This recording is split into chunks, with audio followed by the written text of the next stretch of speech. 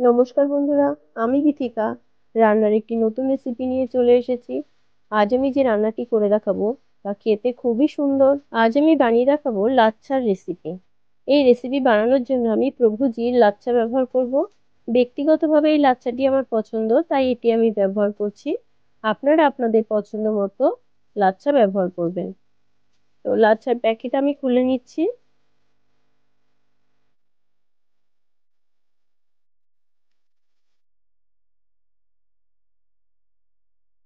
অনেকেই লাচ্ছা এই গোটা অবস্থায় দুধের মধ্যে দিয়ে রান্না করেন, এতে কিন্তু লাচ্ছার স্বাদ ভালো আসে না।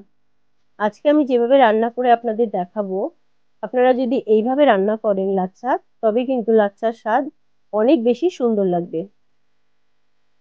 এবারে প্যানের মধ্যে আমি ঘি দিয়ে দিচ্ছি।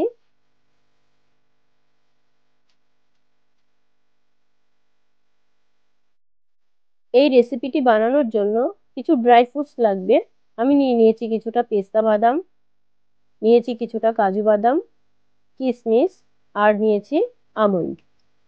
এবারে ড্রাই ফ্রুটস গুলো আমি ঘিয়ের মধ্যে দিয়ে ভেজে নেব।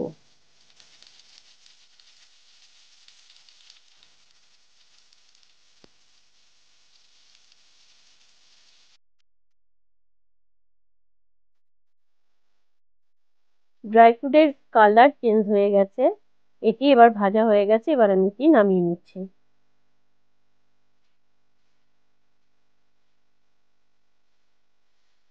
ওই কড়াইয়ের মধ্যেই আমি লাচ্ছাগুলো দিয়ে দিচ্ছি, দিয়ে এটি ব্রাউন করে আমি ভাজতে থাকবো।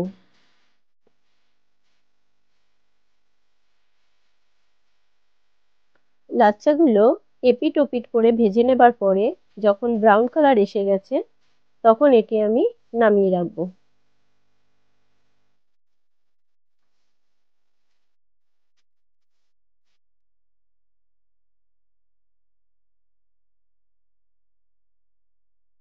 এবার কড়াইয়ের মধ্যে আমি দুধ দিয়ে দিচ্ছি।